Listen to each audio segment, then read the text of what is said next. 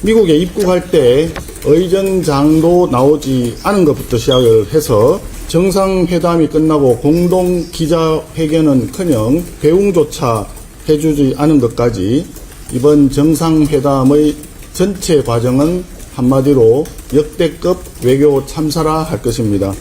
Hello， 大家好，我是小懒。今天啊，咱们要聊个开心好玩的事啊，那可是相当有意思。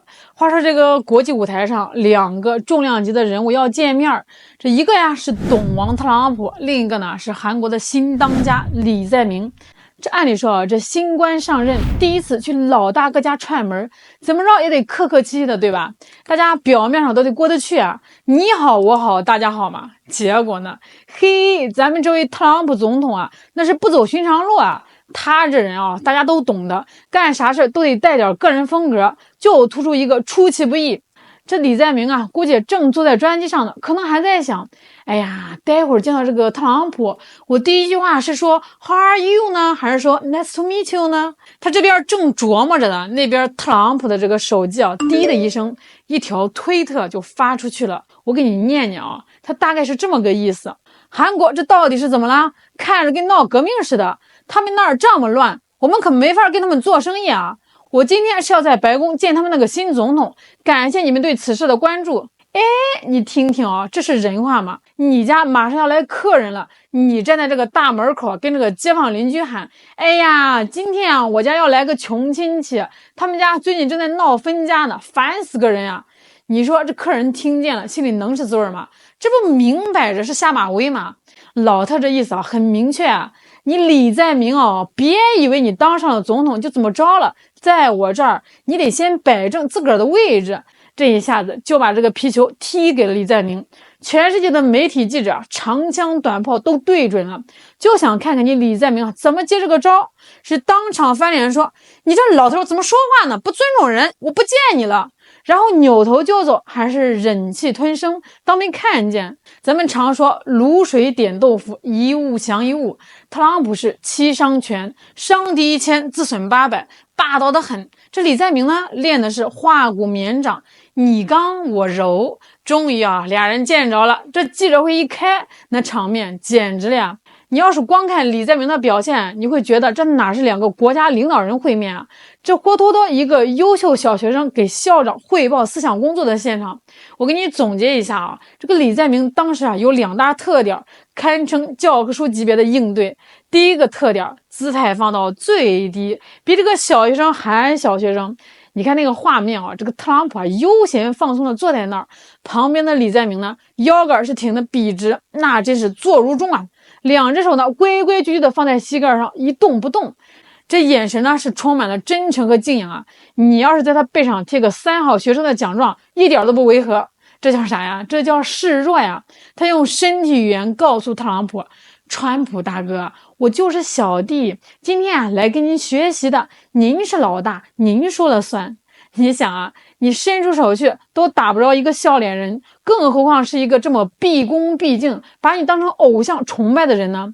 这特朗普心里那点火气估计立马就消了一大半，光有姿态还不行，得有点实际行动。李在明的实际行动啊，就是他那张嘴哦，那张嘴真的是厉害哦，夸起人来那叫一个滔滔不绝，黄河泛滥，一发不可收拾。他先是环顾了一下白宫的办公桌，然后满怀深情地对特朗普说，总统先生，我相信您的目标是让美国再一次伟大，而我相信此时此刻您正在实现这个伟大的目标。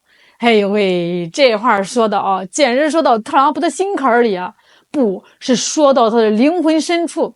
让美国再次伟大，这是什么？这特朗普的口号啊，是他的精神图腾哦，是他每天早上起来都要默念3遍的咒语啊。李在明一上来就提这个，等于一下子就找到了跟特朗普沟通的万能钥匙啊。特朗普当时的表情哦，估计心里都乐开了花，但是表面上还得端着呀，就那么微笑的点点头，意思就是你小子还挺上道，继续说。这李在明一看有戏啊，那更是马力全开。他接着说，总统先生，您上台以后啊，这个美国不仅仅是世界和平的守护者，更是和平的缔造者。您看看啊，欧洲的、亚洲的、非洲的、中东的，多少地方的仗啊，都是因为您才停下来的。在全世界所有的领导人里，只有您取得了那么伟大的成就。他一边说啊，一边还掰着手指头数，好像真有那么多事儿似的。这特朗普呢，就在那儿默默的听着，点头，那表情好像是在说：“这孩子说的都是事实吗？我就是这么牛。”这还不算完啊，高潮来了。这李在明话锋一转，提到了朝鲜问题。他说：“我特别期待您能跟金正恩委员长再见一次面，我更期待着您能在朝鲜建一座特朗普大厦，然后您就可以在那儿打高尔夫。”他还冲着特朗普挤了挤眼，加了一句：“我敢肯定，金委员长他肯定在等着您呢。”轰的一下啊，这斤马屁直接就拍到了特朗普最舒服的地方。你看看多会说话啊！第一，提到了特朗普最得意的外交成绩之一，跟金正恩见面。这第二呢，提到了特朗普的老本行盖大楼啊，还是用他自己的名字命名。这第三呢，还提到他最喜欢的运动高尔夫。这3合1的超级恭维，直接把这个特朗普说的是龙颜大悦，当场就哈哈的大笑起来。哎，你看李在明这一套组合拳打下来，这特朗普的下马威基本上就被化解为无形呀。这就是外交的艺术啊！这有时候吧，这个赞美不是谄媚，它是一副盔甲呀，能帮你挡掉最为开始那些明枪暗箭。李在明用这种极度谦卑和精准的恭维，给自己和特朗普之间建立了一个柔软的缓冲地带。那么问题来了，这特朗普的下马威就这么被破了？这事就这么过去了？哎呦喂，早着呢！你要是这么想，那就太小看咱们这位不按常理出牌的董王了。李在明的糖衣炮弹那是虽然厉害，但是特朗普是谁啊？他可是吃糖衣，然后把炮弹原封不动，甚至加倍给你打回去的人。记者会上，这个气氛是看着挺融洽的。特朗普呢也回夸了李在明几句，夸了夸韩国。但是聊着聊着，除了常规的贸易问题、军费问题之外，特朗普突然话锋一转，扔出了一个谁也想不到的王炸。他就当着所有记者的面眼睛看着李在明，慢悠悠的，但是一字儿一句非常清晰的说道：“We have a very good relationship militarily. They would say, but we gave you land. I said, no, you didn't. You lease us land. There's a big difference between giving and leasing. And maybe one of the things I'd like to do is ask them to give us ownership of the land where we have the big fort. You know, we spent a lot of money building a fort.And there was a contribution made by South Korea, but I would like to see if we could get rid of the lease and get ownership of the land where we have a massive military base.” 我的天哪，大家都听明白了吧？我给大家翻译一下这个特朗普的大白话你们韩国那一块给我们当军事基地的地现在是租的，每年呢我还得意思意思给点钱或者是别的啥。现在我不满意了，我不光要在这儿驻军，我连这块地皮都想要，你们直接把这个地契给我，过户到我美利坚名下。这简直是石破天惊啊！房地产商出身的特朗普真是不一样走到哪儿都忘不了拿地他这脑回路估计全世界的地图都是一块块待售的楼盘。之前他就嚷嚷着要买这个格陵兰岛，现在又惦记上韩国的土地主权了。这已经不是钱的事了，朋友们，土地问题那是一个国家的主权和尊严的底线，是最敏感最核心的问题。这就好比你邻居在你家租了个房间，住了几年后突然跟你说，我说你干脆把这屋的房产证给我得了，你能干吗？你不得拿个扫把给他打出去特朗普说完这话就那么直勾勾的盯着李在明，那眼神仿佛在说，小子，刚才你不是挺能说的吗？来，你给我回答。这一下可真把李在明给架在火上烤了。你说他怎么办呢？换你怎么办呢？当场说 No way， 这是我们韩国的土地，神圣不可侵犯。那这特朗普当场不得翻脸桌子一拍，拂袖而去。刚刚还哈哈哈的友好气氛瞬间就清零了。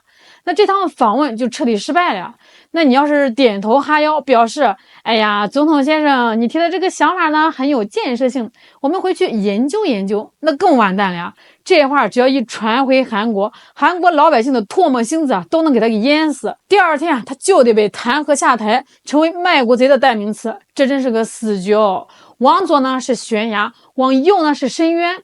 我相信李在明为了这次访问那肯定是准备了好几个预案，想了几十种特朗普可能会提出的刁钻问题。但这个问题呢，绝对超出了他所有团队的预料，因为这太离谱了完全不符合国际交往的基本准则。